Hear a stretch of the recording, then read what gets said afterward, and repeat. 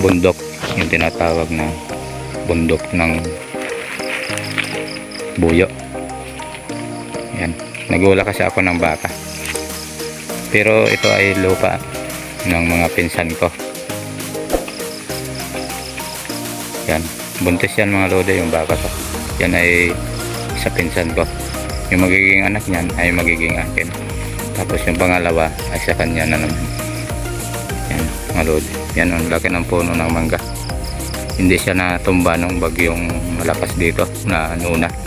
Kung natatandaan nyo, 2015 yung nangyari dito na umabot siya sa signal number 4.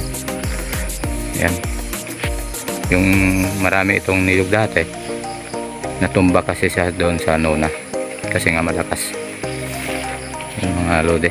Kaya ilan na ang mga niyog dito. Ang hanap buhay pala namin dito ay nagkukupra, nag-aalaga ng mga hayop tulad ng baka, kambing, yan, yung mga manok. Yan ang hanap buhay namin dito sa Sibale. Yan, ito palang kuan na to, lugar na to, ang nakakasakop dito ay Barangay San Vicente. Nakasakop dito. Ayun, medyo nga ilan talaga ang ngayon bunga ng nyog, pero kung hindi ito na panang nuna, marami to, marami sana to. Ayan,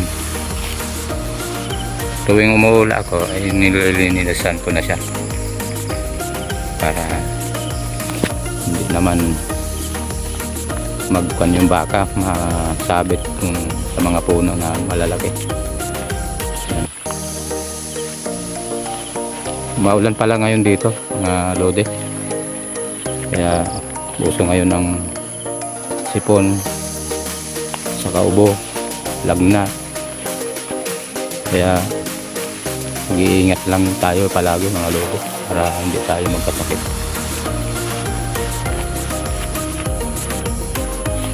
Yan mga lode.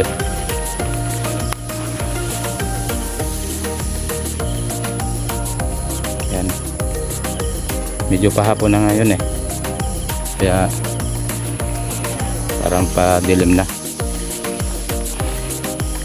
At saka bukas naman pupunta kami bayan kasi fiesta doon sa bayan namin.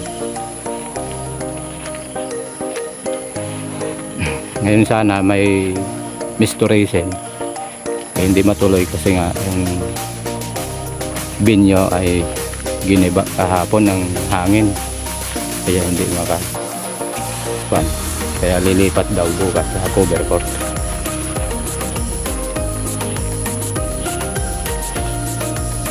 Yung binyo ng restoration para naman hindi na maulanan.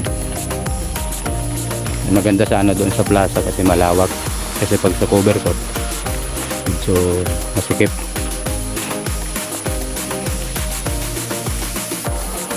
Yan mga lode.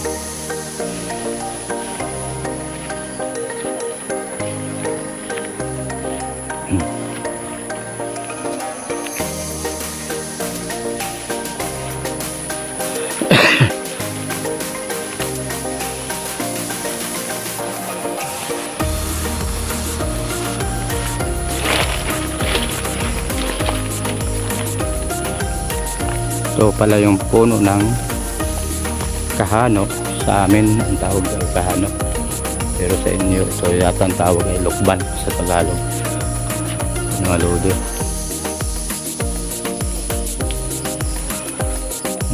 Pati kubo ko sira na, wala na mapapahingan dito. Ayan.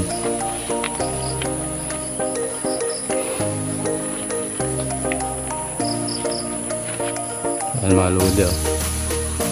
Ayan. Ang daming bunga mga lode. Ayan. Pag dito lang ka talaga sa probinsya, hindi ka talaga magugutom. Kasi maraming pagkain dito. Pwede kang kumain ng buko,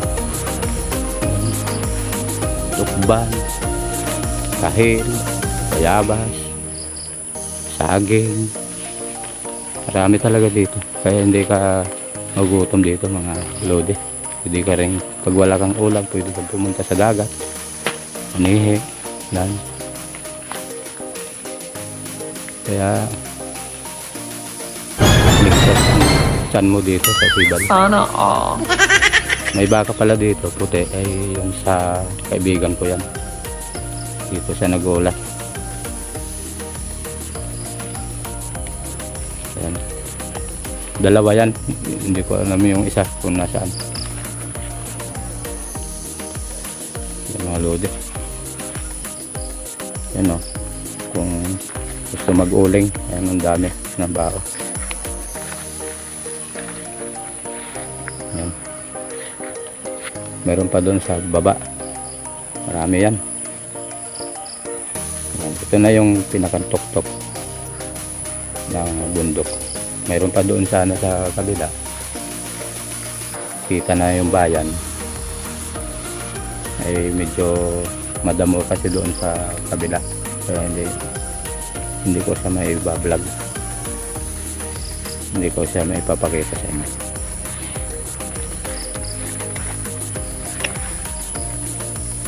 Ayan.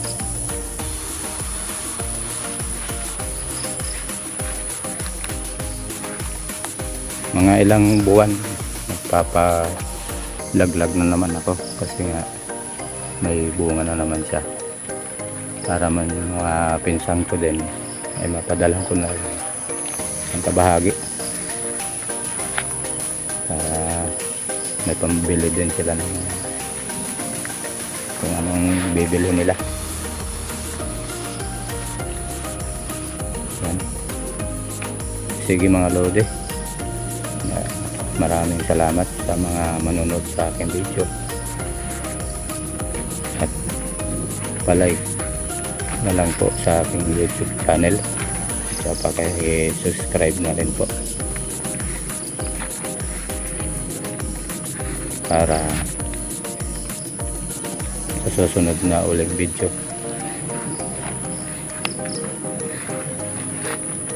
Yan lang po at maraming salamat po sa inyo.